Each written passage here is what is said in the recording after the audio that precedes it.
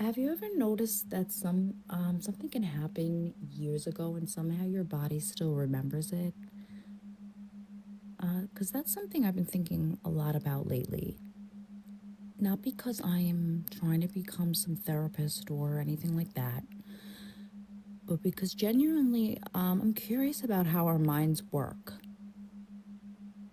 Everyone has a story, and when we hear the word trauma, I think a lot of us picture something huge, a war, a terrible accident, some ginormous violent event. Um, and of course, those things are traumatic. But I also think trauma is a lot more personal than that. Because what affects one person might not affect another the same way. You know how, like, two people can go through the exact same experience, but still walk away with completely different reactions? I've been realizing lately that trauma isn't always about what happened. Sometimes it's about how our minds and bodies experienced what happened. Um, for example, years ago, my sister and I were in a really bad car accident. You know, we almost died. Even saying that out loud still feels strange. It was one of those moments where everything changes in a second. One minute, life is normal. The next minute, you're wondering if you're going to survive. And even though that happened years ago, I still have moments where flashes of it come back. You know, not all the time and not every day, but I have moments and it's, you know, it's like I'm there again. Um, but enough to remind me that some part of my brain filed that experience away differently than it files away a normal Tuesday afternoon, if you know what I'm saying.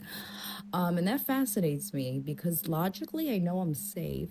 Uh, I know the accident's over and I'm not in any danger, but sometimes my body seems to remember before my mind does, I guess. And I think a lot of us experience that. Maybe yours isn't a car accident, maybe it's losing someone or a difficult childhood, a breakup, being bullied, or a health scare. Maybe it's something that everybody else forgot about years ago, but somehow it still lives inside of you. And that's the thing I've been exploring. Why does that happen? Why can we know we're safe and still feel unsafe sometimes? Why can we know something is over and still react as though it's happening right now? And the more I learn about trauma, the more I realize our brains are actually pretty incredible. Our brains are constantly trying to protect us. That's their job. You know, they're always scanning for danger and looking for patterns, trying to prevent us from getting hurt again. And the problem is sometimes they get a little too good at their job. I know mine is. It's almost like your brain sees something that reminds it of old experiences and immediately says, wait, I've seen this before. Last time this happened, we got hurt. And before you even realize that's happening, your heart is pounding. Your stomach is in knots.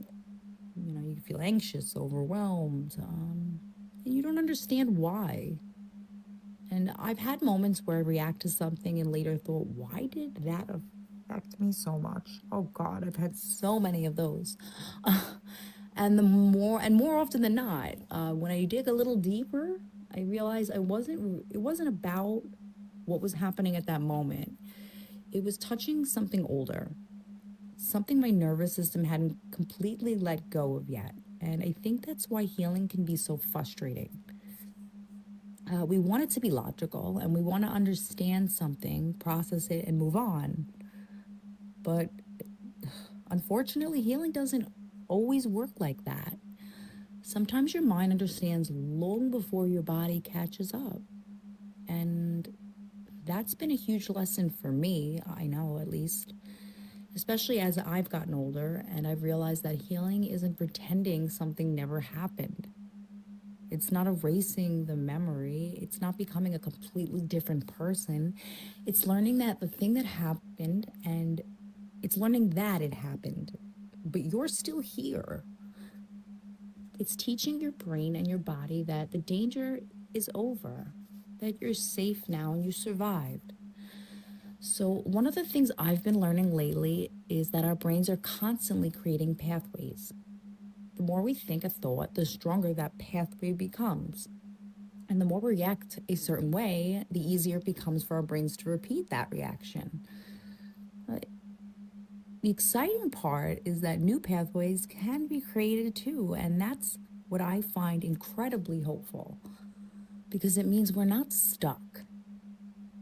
It means just because our brains learned something years ago doesn't mean that it's the only thing they can ever learn. Now, it doesn't happen overnight. I wish it did.